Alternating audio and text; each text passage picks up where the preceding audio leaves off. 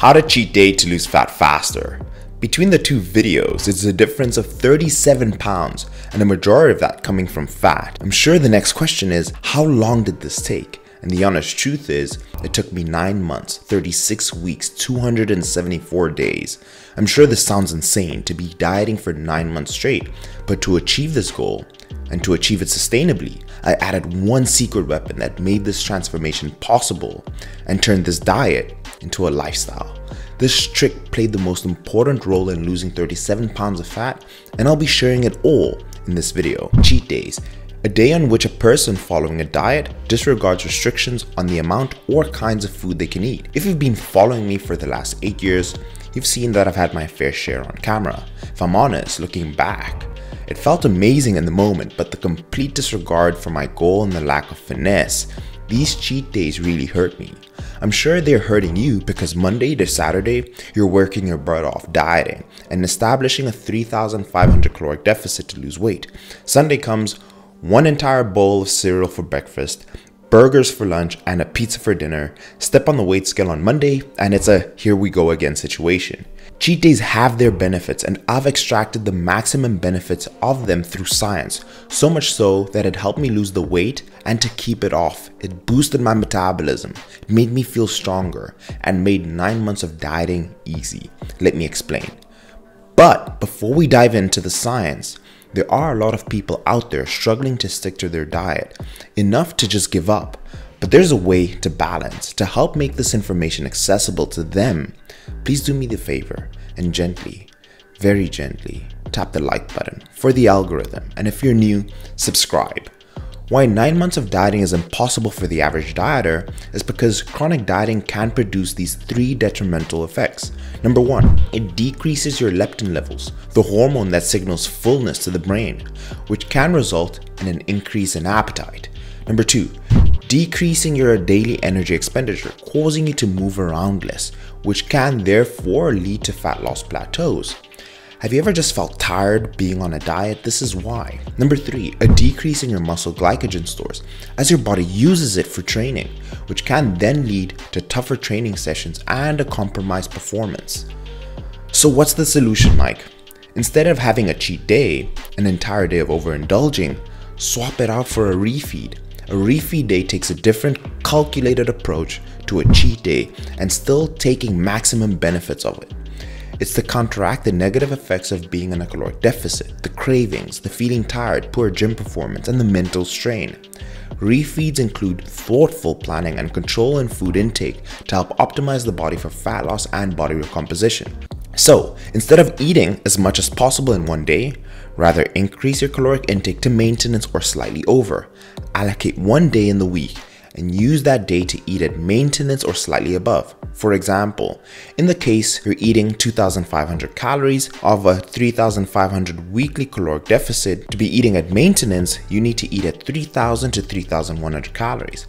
But stick to the end and I'll show you exactly what I did in my prep and how you can use this tool as well. According to the science, you should not gain any fat because all you did was eat at maintenance and still take advantage of the cheat day's effects. With reference to science, there is a psychological benefit to having a refeed day. A 2016 study compared planned cheating once a week when dieting versus just strictly dieting for 7 days a week. In the scenario of the refeed group, they exhibited a long-term adherence and enjoyment throughout the diet, since they had these planned deviations in their diet to help them look forward to refeeding. The other group would develop irresistible urges and cravings, which would lead them to binging and falling off track with their diet and the goals. Therefore, scheduling a day in the week to eat at a higher caloric surplus can help sustain you in the diet for a prolonged period. There's a popular study that was released in 2020 comparing 2 groups after 7 weeks. Group 1 had an average daily 25% caloric deficit. Group 2 had an average daily 35% caloric deficit. However, on 2 days, this group was able to have a refeed, and on average at the end of the week, they were both at a 25% caloric deficit. That being said, both groups lost fat tissue, but the group that had their refeeds were able to retain more muscle tissue at the end of the week. They were also able to adhere to the diet a lot better, And they were also able to increase their resting energy expenditure. Their metabolism was a lot better at the end of the week, thus also supporting the idea of having planned deviations within your diet. Incorporating a refeed day in your diet is beneficial for 4 main reasons. Number 1, to accurately improve training performance, which is often impeded on low calorie / carb intakes. Number 2, provide a mental break from the monotony of a fat loss diet. Number 3, to accurately reverse some of the negative hormonal adaptations associated with a low caloric intake and low body fat percentage, such as the reduced leptin. And number 4, to improve adherence to the diet. Refeed days may help improve physical performance. During periods of caloric restriction, your body's ability to store glycogen is limited. Glycogen is a long-chain carbohydrate that's stored in your muscle and liver and used as quick energy sources during physical activity. Since refeed days emphasize carb intake, this will help replenish glycogen stores, potentially improving your performance in the gym. Hollywood blockbuster star The Rock, Dwayne Johnson, is known for his crazy cheat days.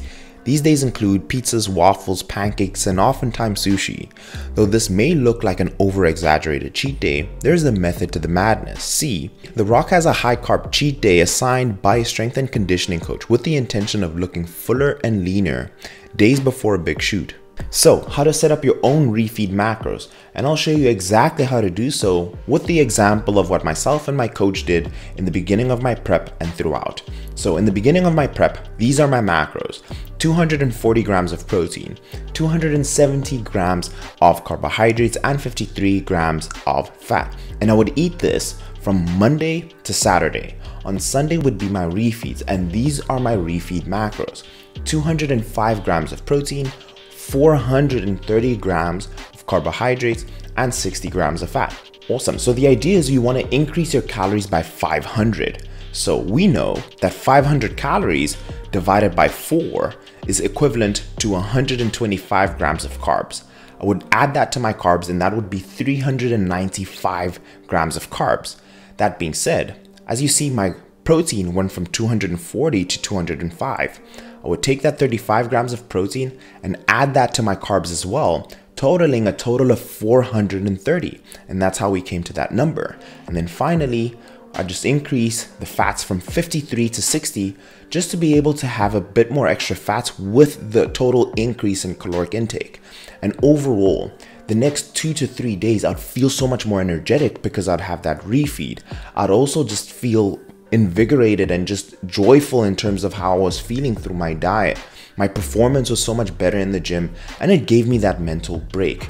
So the idea is that the next 3 days, I also saw an increase in overall caloric output through the training.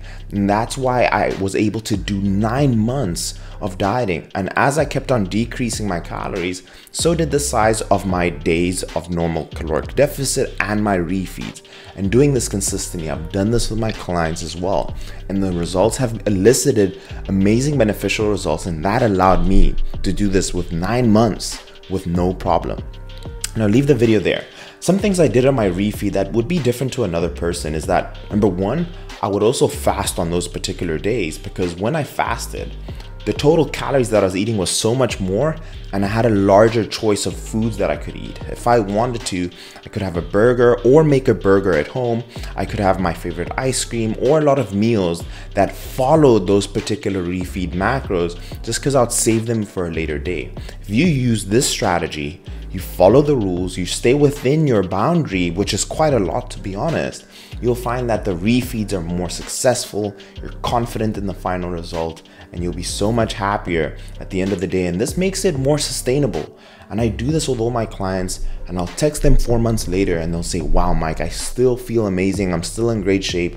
And that is the idea, is to be able to make this sustainable. Dieting consistently can have its negative side effects, but throw a refeed in there and you'll feel so much better. I'll leave the video here. I hope you enjoyed it. That being said, if you're interested in working with me, you can go through the application down below.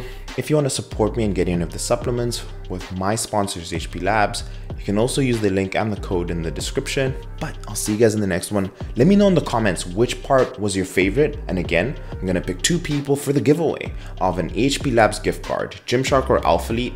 I'll DM you or you'll DM me on Instagram and we'll decide. But I'll see you guys in the next one, and subscribe.